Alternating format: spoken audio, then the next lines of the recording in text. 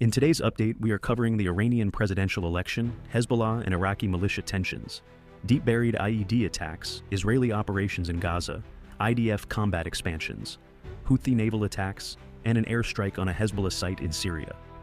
Iranian hardliners have struggled to unite behind a single candidate for the June 28th presidential election. Remaining divisions increase the likelihood of a runoff election. Two hardline candidates, Amir Hossein Ghazi, Zadeh Hashemi, and Ali Reza Zakani, withdrew to help unify their faction. However, their exits may not significantly affect the vote. The most prominent hardline candidates, Mohammad Bagher Ghalibaf and Saeed Jalili, remain in the race, ensuring a split in the hardliner vote. This division will likely prevent either from reaching a majority, unless the supreme leader manipulates the vote. Iran will hold a runoff election between the top two candidates on July 5th if no one wins the majority. Iranian and Lebanese Hezbollah leaders are concerned that Iranian-backed Iraqi militias could escalate the conflict with Israel too far. Saudi media reports that the militias plan to support Hezbollah if Israel launches a major offensive into Lebanon. These plans involve sending fighters and weapons to Hezbollah. Both the IRGC and Hezbollah have reservations about these plans. They fear an overt regional war against the United States and Israel. Iranian leaders prefer to use proxy militias to deter and pressure Israel, while restraining these militias to avoid spiraling the conflict out of control. Palestinian Islamic Jihad militants detonated deep-buried improvised explosive devices, or IEDs, targeting two Israeli vehicles in the West Bank. The attack killed one Israeli soldier and wounded 16 others. The IEDs were buried 1.5 meters underground, making them difficult to detect. This attack highlights the militants' use of sophisticated means to target Israeli forces. In a previous attack, militants used an explosively formed penetrator against Israeli forces in Jenin, requiring specially manufactured components. These methods indicate significant technical support and resources. Israeli forces launched a surprise operation into Shujaiya in Gaza City.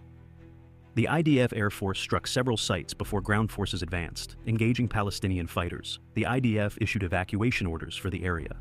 Hamas and Palestinian Islamic Jihad claimed several IED attacks targeting IDF armor in eastern Shujaiya.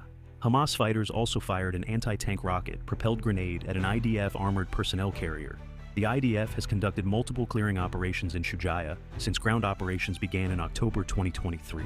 Hamas continues to exploit these raids to preserve its forces and reconstitute.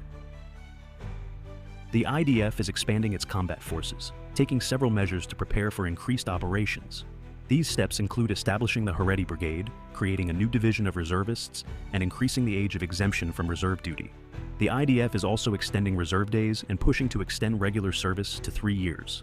Additionally, the IDF is planning to release fighters for more reserve service and establishing new battalions and brigades. These measures aim to strengthen the IDF's capabilities and readiness for ongoing and future conflicts. The Houthis conducted a naval attack in the Red Sea, targeting a commercial vessel. They used an unmanned surface vessel, aerial drones, and missiles in the attack. The Houthis claimed the attack was in response to the vessel violating their attempted naval blockade of Israel. Despite the attack, the vessel reportedly sustained little to no damage and continued to its next port. This incident marks the 5th time the Houthis have claimed a combined operation with Iranian-backed Iraqi militias targeting Israel since June 6th. The IDF has not acknowledged these attacks. An airstrike targeted a Hezbollah-affiliated construction site near Saeed Zainab in Syria. The strike destroyed heavy machinery and left rubble at the site. The site belonged to Jihad al-Bina, a Hezbollah-run construction company involved in building military sites for Iranian-backed militias. These sites are used to secure weapon shipments to proxies and partners in the region, including Hezbollah. Syrian opposition media reported that the site was used for short-term weapon storage and meetings. The airstrike highlights ongoing efforts to disrupt Hezbollah's logistical and military infrastructure in Syria.